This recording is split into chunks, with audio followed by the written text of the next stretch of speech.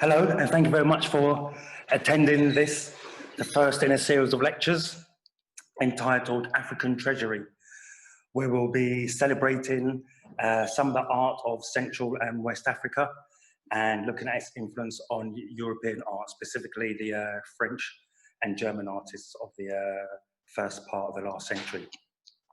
Okay, so today we're going to be looking at some of the art, the sculpture of Central Africa. Before we get into the specifics, because what I've done, I'm going to give you an introduction to 5 different ethnicities and the culture and art that they gave us. But before I look at specifics, just going to give you some commonalities. Okay, they all lived in Congo. The area of residence was a mixture of forest and savanna. The main occupations were farming, fishing, as you can imagine, because the mighty Congo came through, and hunting. All these polities came to prominence, or I should say, to their paramountcy during the 17th and 19th centuries. This was due for reasons such as the introduction of new crops, so things like cassava, peanuts, corn, bananas. All these started to come in, which obviously enhanced the potential for harvests, and then the excess could be sold. So that is one aspect. There was this kind of an enhancement in agricultural promise. Second, there was the technologies. There was a much wider dissemination of technologies, especially concerning metalworking.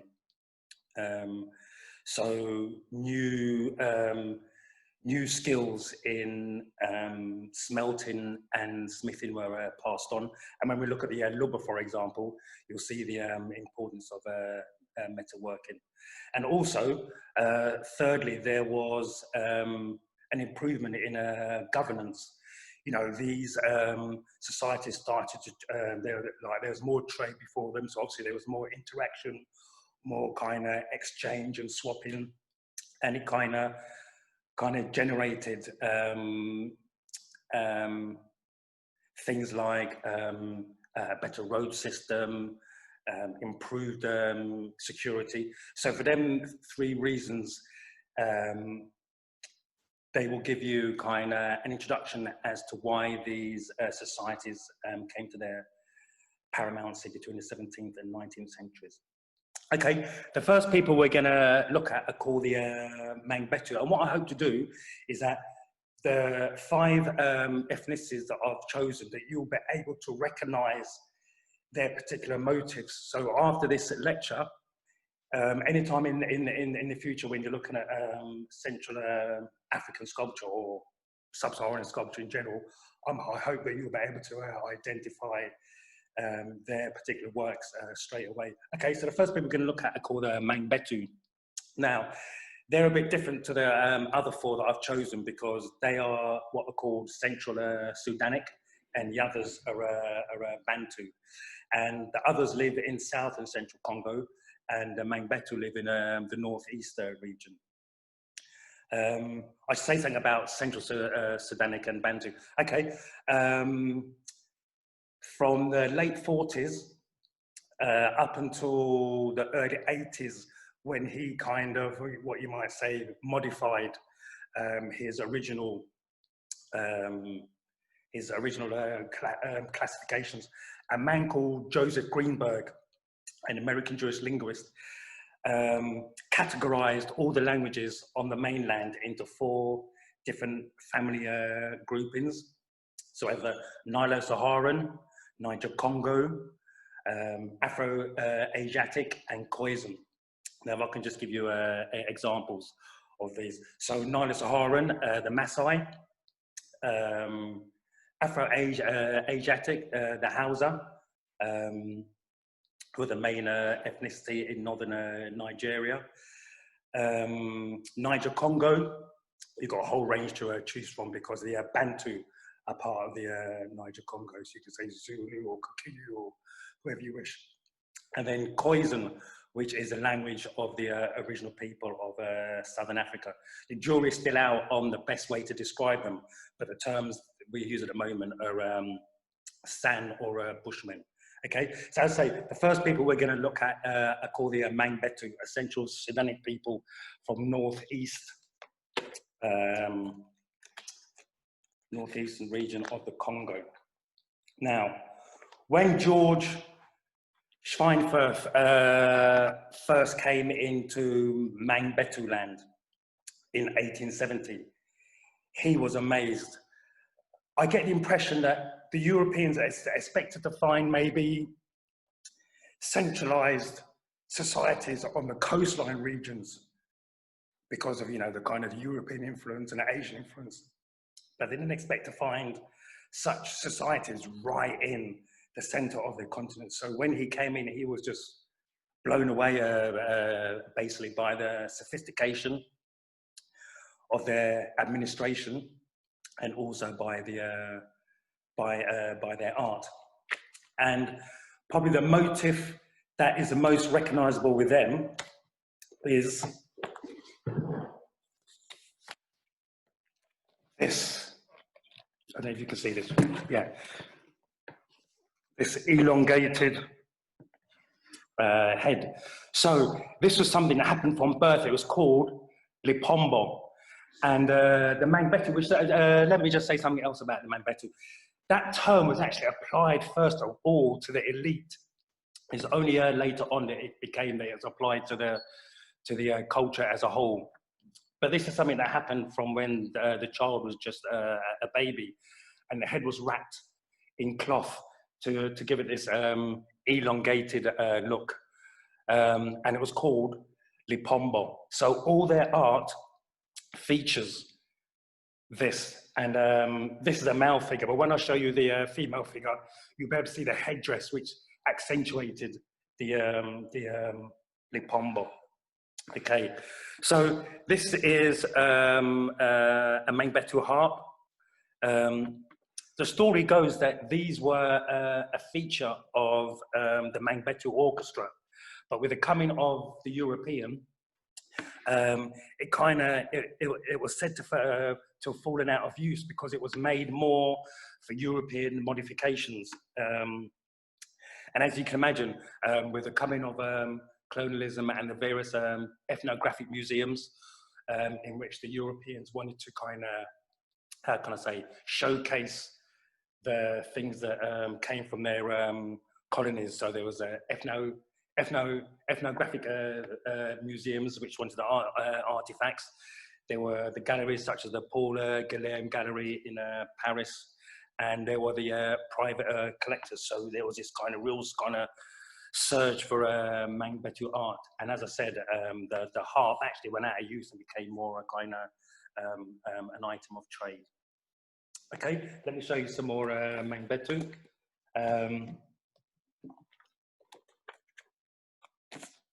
This, I mean, we are going to, the main feature is going to be wood, but now and again we are going to kind of, for want of a better word, digress and show some other materials that are used. So this is terracotta jars, okay, which would have held water or palm wine or banana wine. And as you can see the kind of the elongated head again, and this was called tumburu. Now this was something as you can see, which accentuated that hairstyle, and this was a wicker frame. And as you can imagine, it was only the kind of the elite who had the time and the money to engage in such things. So there you have, that's the one that's going to give you kind of the motif most recognizable as far as Mangbetu art is concerned. The Lipombo head, which, as I say, the child was wrapped in raffia cloth from birth. And then you've got the Tumburu hairstyle, which kind of enhanced that look. Okay, so that's the Mangbetu. Okay, the next people we're going to look at are called the Lubba, and they're one of the most influential of the societies which came to be in the early modern era. Okay, the Lubba, they've got a culture hero called Umbudi Kilue. The story goes that he had this altercation with Onkongolo. Now, Umbudi Kilue is seen as black-skinned and refined, and Onkongolo is seen as red-skinned and drunken and cruel. And basically, the Umbudi Kilue defeated Onkongolo and brought into Lubba society new techniques in smithing, in smelting, in hunting, in governance. And it was his son, Kalala Ilunga, who became the first king of the Lubba. Now, their society goes back way back, even they say even as far. Some sources say the 5th century, some say that between the 8th and the 10th century. But this was probably the longest serving polity of all the ones that we're looking at today. But as I say, Umbudi Kilue is seen as the kind of the culture hero, and his son Kalala Ilunga is seen as the first king amongst the Lubba. Okay, let's look at some of the art of the Lubba.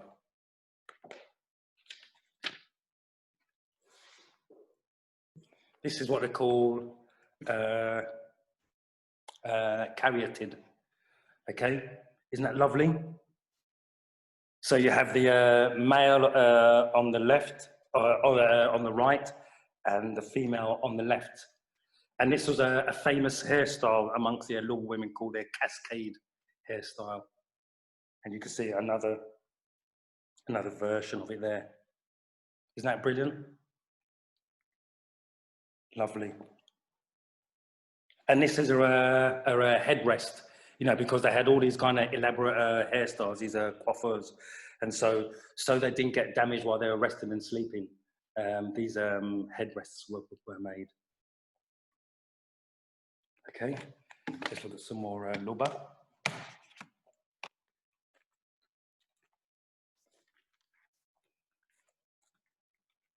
A pipe. And as I say, this lecture is called Serenity.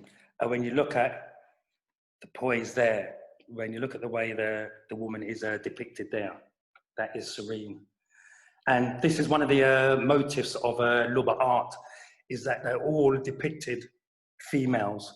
Females were seen as the repository of spirituality.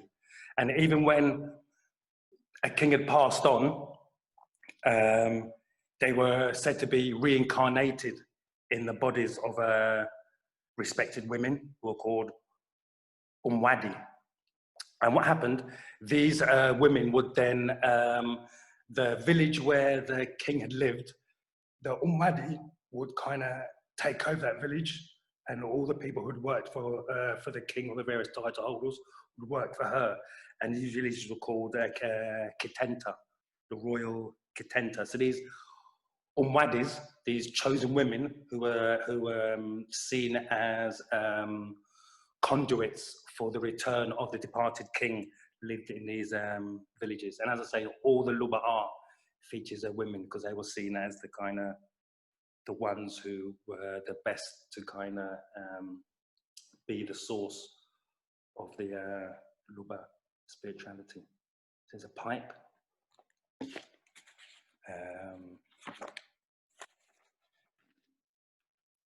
The hairstyle again, the cascade hairstyle.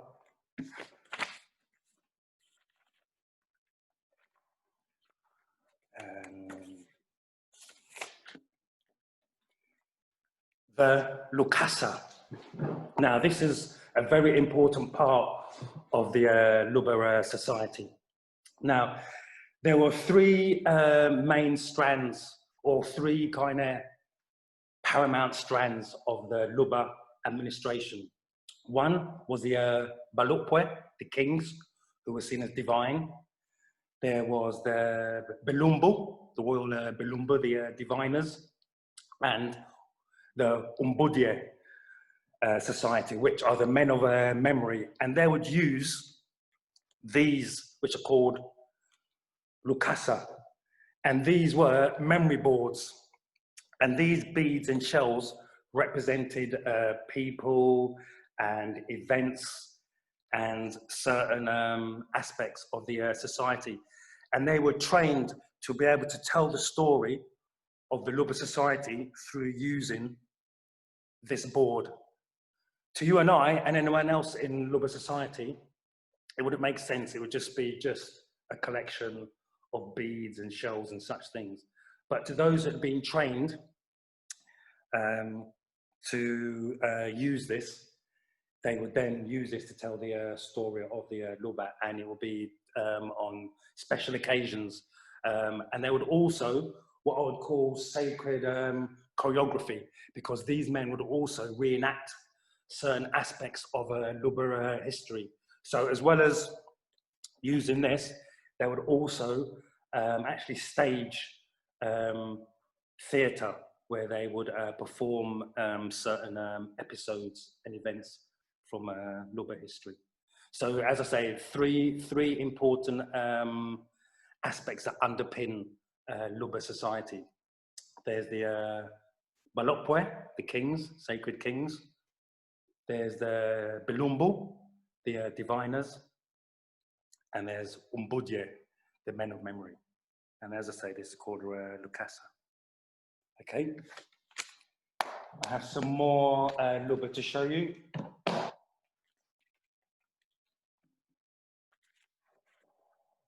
Okay. These are the staffs of office.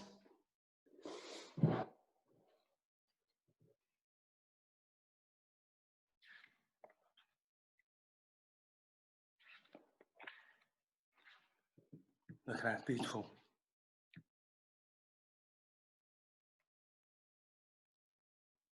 These staffs of office were held by quite a wide range of people.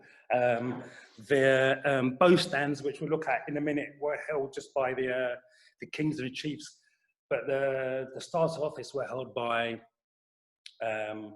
the title holders, the diviners, and such people. And you could actually tell the story of you and I couldn't, but someone who was versed in the use of these, working from top to bottom, would be able to tell the story or certain episodes from Lubba history.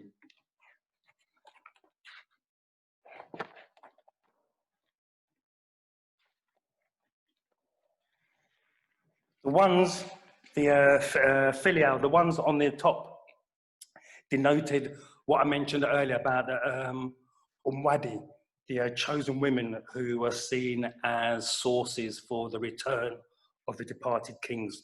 So when you saw a female on top of a staff of office, this is what it denoted. And as you can see, kind of these figures just look so composed and serene, almost meditative. Okay, now staff of office, I've also got the bow stands to show you.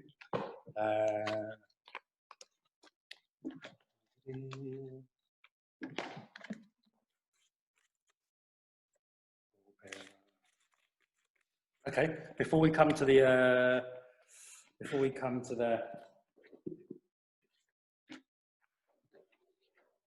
bow stands, let me mention something about these bowl bearers. Once again, it's a female. These are called Umboko, M-B-O-K-O. And these held what was called sacred chalk, Umpemba. And this was, and the chalk represented things like moonlight and purity and ancestral connection. And so the diviner, this will be a part of his equipment. So the chalk will be held in there, and he would put it on his body before he went into trance, before he was possessed by the spirit that he pleaded with. Also, these umbukos were found at the entrance of the residence of the king or chief. So when you came in to his presence as a mark of respect, you would put some of this sacred chalk on your face and your arms. Umboko. And we are going to look at some other umboko later, which are made by a particular artist. Okay, I just want to find the bow stands, because these are very important to here we are. These are very important to that. Okay, these are the bow stands. Now remember that I said that the culture hero Umbudia Kilue was a blacksmith and a hunter. So this was kind of a real connection to that history. These were sacred items. So whereas the staff would be seen out in public on certain occasions, this was always kept indoors, so to speak. And there would be certain women, respected women, who would be kind of the caretakers of these bow stands. Sacrifices would be made to them, prayers would be made to them. These were one of the most sacred items in Lubba society. And once again, as you can see, it's a female that's depicted there. Okay, all right, moving on from the Lubba, we're going to look at the Chokwe. The Chokwe, who we find in Angola, the Congo, and also in Zambia. So this here is a picture of Chibunda Ilunga. Okay, so you recognize that name because I've already said Kalala Ilunga, who was a son of Umbudia Kalue. So that was Kalala Ilunga, first king of the Lubba. This is Chibunda Ilunga. Now, he was a son who kind of left the Lubba area and wanted to go out into the world and see things. And on his journeys, he met a Lunda princess called Lweji, L-W-E-J-I, and fell in love and married. So the Lunda were one of the other large administrations in the Congo region. At one time, the Chokwe were vassals to them, but over time, with access to the Portuguese on the coast and being able to access guns, they then kind of, the wheels were reversed, so to speak. But he is kind of the main motive when we think of sculpture as far as the Chokwe are concerned. And you'll always see him like this as a kind of muscled figure, you know, because he was a man of action, a hunter, a warrior, a blacksmith. And you always see him in this position. You never see his straight legs, always see him in this position as he's ready for action. And they always have all these kind of this winged headdress, which was a sign of the elite in the Chokwe society. So that is Chibunda Ilunga, who's kind of the main structural motif as far as the Chokwe are concerned. There's a female chief, similar really, except that she hasn't got a beard, she's got breasts, but a similar manifestation. Okay, so that's a female chief.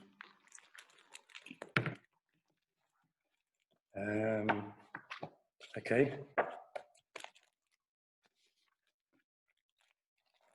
It's one of my favourites from there is a caryatid.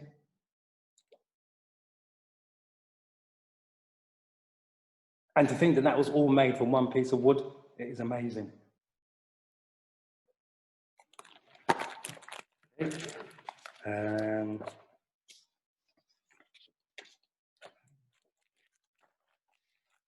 These are mortars. Okay, this one here, the head comes off. So these were mortars for tobacco and for hemp.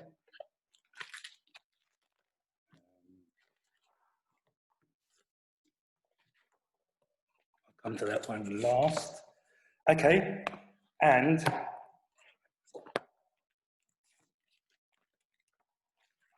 at that, a cooking stick. To be honest, I think I spend more time looking at it than cooking with it. Isn't that lovely? Cooking stick. Okay, before I show you the last thing I want to show you about the chalkware, I'm just going to read something that I've written. Because what I'm going to show you next is PWO, P-W-O. These were ancestral masks which celebrated womanhood, P-W-O, PWO. So this is something that I've written, celebrating PWO, but also some of the great ancestral figures of sub-Saharan Africa, and some of the women of the modern era as well. This is dedicated to a young artist from Brooks called Poppy Blossom Johnson Doherty, Song of PWO. They dance a mask for womanhood, for those who have gone before us, where we will one day go. They dance for the female ancestor. The mask of the dance is called PWO. So I will dance for Yara Santoa, as well as Queen Nzinga. I will dance for Nina Simone. The people of this dance of homage are the ones known as the Chokwe of Angola and the Congo. They dance for the female ancestor. The mask of the dance is called PWO. So I will dance for Queen Mother Idia, as well as Empress Menem. I will dance for Rosa Parks. They dance for Makanda when a boy becomes a man, or the things a man should know. They dance for the female ancestor. The mask of the dance is called PWO. So I'll dance for Abla Poku, as well as Nanny Maroon, and I will dance for Maya Angelou. Okay, so let me show you PWO.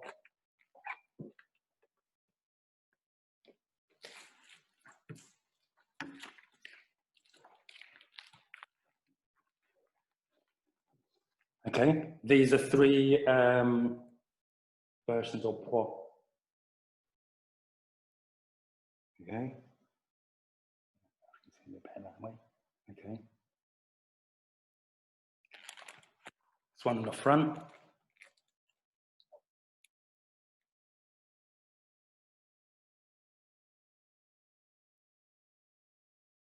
These are my favourite masks, alongside one of the masks of the Bembe, called Emangangu.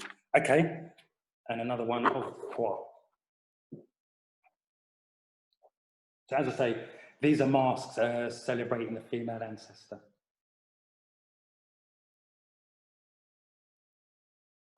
Okay. Okay, so from the Chokwe, let's go on to, let me think, let's go on to do the Hemba last. Okay, let's go on to the Lulua.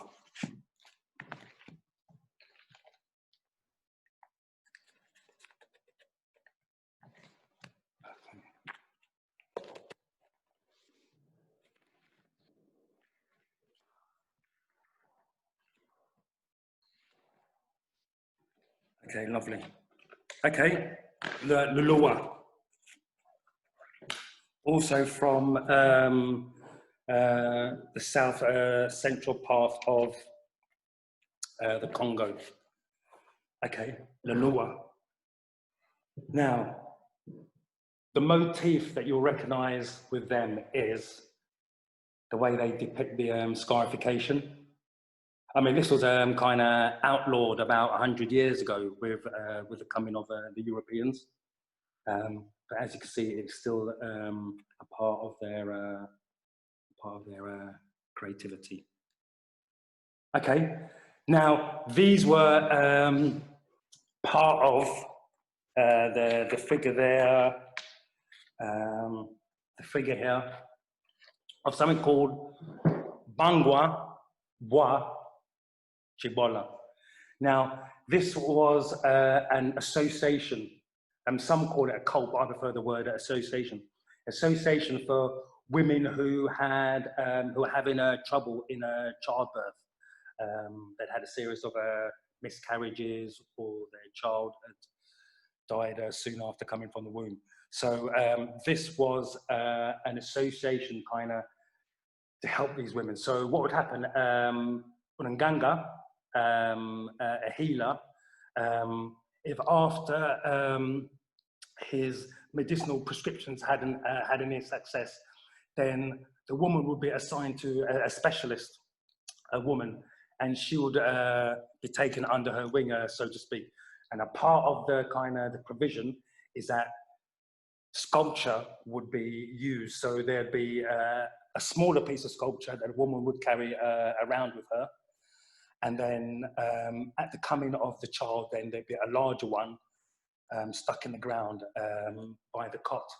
So as I say, Bangwa, and this is a term, Wanga is a term which in the olden days, they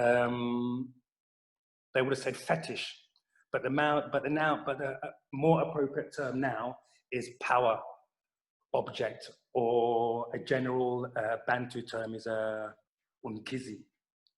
Okay, power object. So these were, and these power objects would be kind of prayers will be said to them, sacrifices will be made to them. There'll be a space in somewhere in the statue, or maybe there'll be a horn, and medicinal substances will be put into these, which would kind of generate the power in these objects. But look at the way they've done the scarification. And other people who went in for kind of a lot of scarification on their sculpture is Makonde of Mozambique and Tanzania. But isn't that? I mean, that's just amazing. Okay.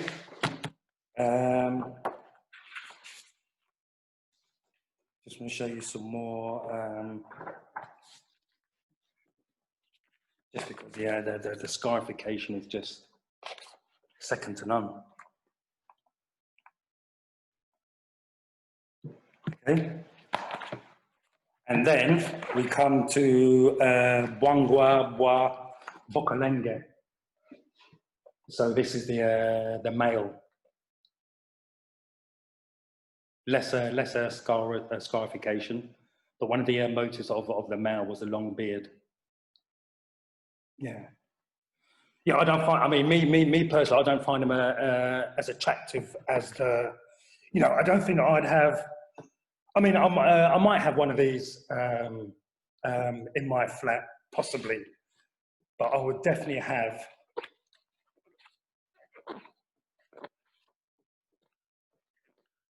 I'll definitely have that one in my flat for sure.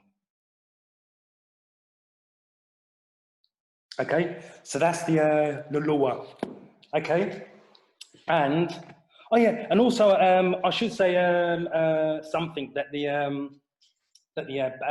about the Bantu actually, because most of these people are Bantu. So the Bantu, their original homeland is in the southern border region of the country, or the present countries of Cameroon and Nigeria. That's the kind of original homeland of the Bantu. And it said about 1000 BC, they started to move from that area and move east. So through the Great Lakes region. Those that ended up on the East Coast, excuse me, became known as the Swahili, with all the influence from Asia, especially from places like Yemen, Oman, and India and Persia. And then there were those that went south, went east, and then went south, used the Congo river system and the Great Lakes system, went south. Groups such as the Unguni, which involves people like the Koza and the Zulu. And basically, they are the kind of the main people of Southern and East Africa. Their languages are part of the Niger Congo. As you can imagine, there's a thin line between dialect and language, but general consensus says that there's about 2,000 languages in the continent. As I said, Greenberg classified them into 4 categories, which still remain today. So the Bantu, and as I say, kind of most of the kind of even the famous people that we can think of from sub-Saharan Africa, Bantu, you know, Nelson Mandela, Desmond Tutu, Wangari Maathai, and such forth. Okay, right, we're now going to look at because time is running out, so I've just got one more to show you.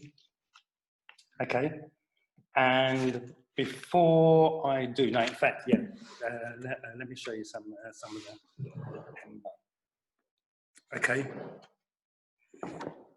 this is the Hemba people. Now, the Hemba were at one point kind of under the control of the Lubba, a large estate near them. And they did come out from under that control, but the cultural and artistic influences remained. And there's something that always think there's something kind of androgynous about some of the Hemba figures. This is called a Singiti figure, Singiti ancestor. And whereas the Lubba tended to portray females, the Hemba tended to focus more on the male. So this is an actual male. Okay, Singiti they're called, Singiti. And the Hemba are one of the main reasons why I entitled this lecture Serenity, because that's all I see. That is the first word that comes to me when I think of okay, let's look at some more Hemba.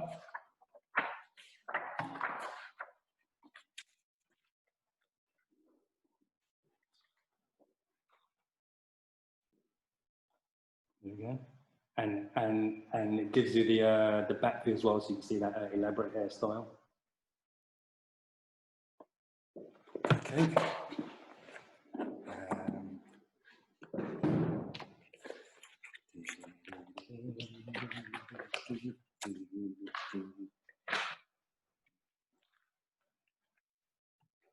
There you go.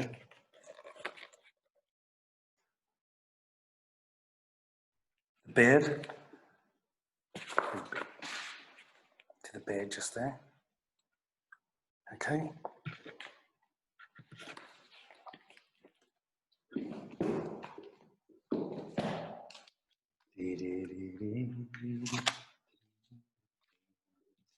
Okay, now, before we finish, I've got to read you something.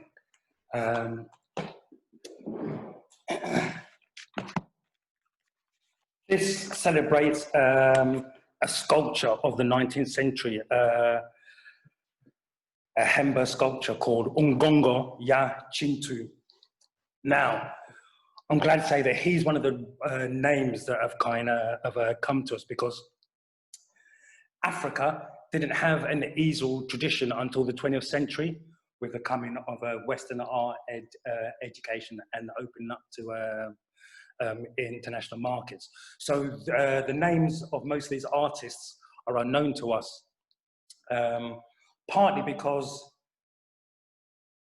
they weren't there to like glorify their names. These items were there to be used for societal good, whether as a homage to the ancestors, a celebration of womanhood, as something to be used in the initiation process. So it wasn't until the 20th century when African artists had access to the white cube, you know, the galleries, that we started to hear the names of African artists. Before then, they were basically unknown, but one of them did come through, and that's Ngongo Ya Chintu. So I've written this as a tribute to him, actually talking to him. He was, alongside the other Hemba sculptures, he sculpted chairs and stools and headrests and such things, and obviously ancestor figures. So this is a poem actually kind of addressed to him now as an ancestor rather than as a living sculpture. And I'd like to dedicate it to someone who passed away recently, who was a co-founder of Soul Samba here in Oxford. And as you know, Samba has an African root. So this is dedicated to someone known as Papa Phipps, okay? Ngongo Ya Chintu. As we sing the song of your shrine, of the masterpieces you left us, please mediate for us with those who have been there longer. Pass on our poems of gratitude, those verses of deepest thanks. We still enjoy groundnut stew. The children are splashing in the stream. We give thanks for the mighty Congo, bestowals of our tributaries. We know the hills and savannah and all the offerings that they bring. Ask that wisdom be placed in the head of the one who carries our hopes, that his decisions will benefit all, so our days overflow with blessings. We are proud that you came from Kateba, your work known around the world, that the ancestors guided your hands as now you watch over us. Yes, honored sculptor, we give thanks to the Creator for you to pieces of wood, transforming them into serenity. Okay, let me show you some work. We're going to finish with showing you some work by Ngongo Ya Chintu. Very distinctive. Like when you look at all the sculpting that was made by the Lubba and Hemba sculptures, his is unique. Okay, and you can see that. One there. Okay.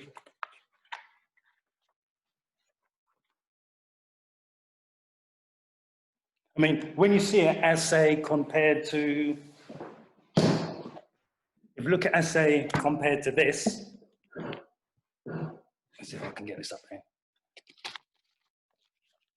Okay. Compared to that one, yeah, you can see kind of a thinner face, more a definition on the cheekbones.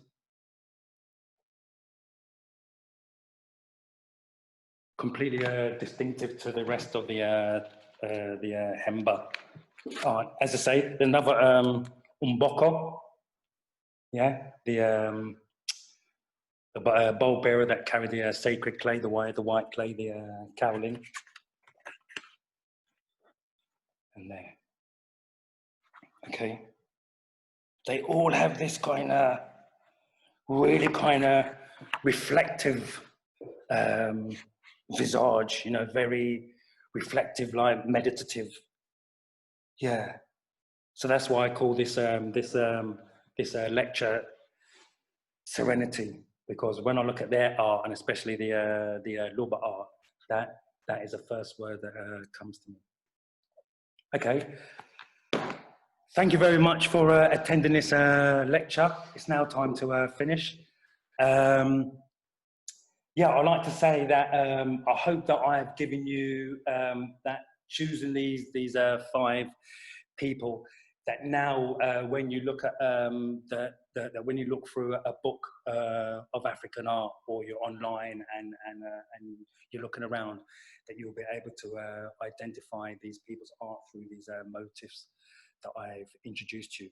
Next week, we're looking at the influence of African art on the art of the artists of Paris of the early part of the last century.